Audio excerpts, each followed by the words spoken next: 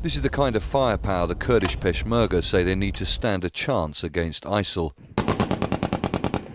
These heavy machine guns have been given to the Peshmerga by the British military. The weapon has a range of nearly 2 kilometers and can fire up to 500 rounds a minute.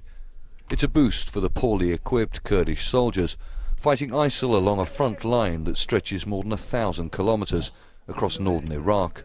Security is tight. The British Defence Secretary has flown to Iraq's Kurdish regional capital, Erbil. He's promised more weapons and training. Airstrikes alone will not rescue Kobani. These are operations that have to be conducted on the ground with the help of airstrikes. But we are stepping up our commitment here, both to training and to the supply of weapons and ammunition.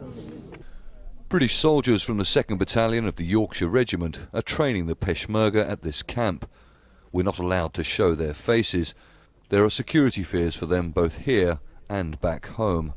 This Peshmerga soldier has just completed a week's training on this British-made 50 caliber heavy machine gun. Now the British government says that it has already given 40 of these weapons to the Peshmerga.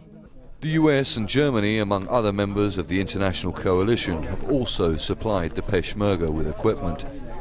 The Peshmerga say that recent gains made against ISIL in towns like Rabia on the Syrian border would not have been possible without the help of coalition airstrikes.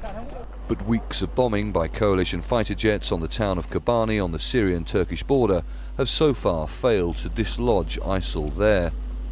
And there are questions over whether the Peshmerga are ready to take on ISIL in militarily complicated urban environments like the city of Mosul, where there is a large civilian population.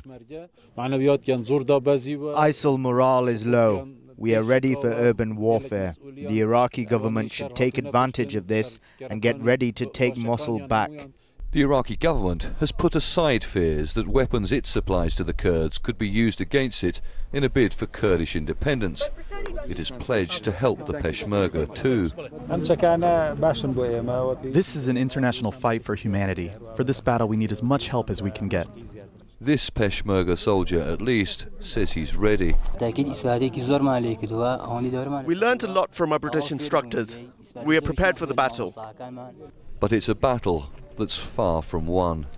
Charles Stratford, Al Jazeera, Erbil.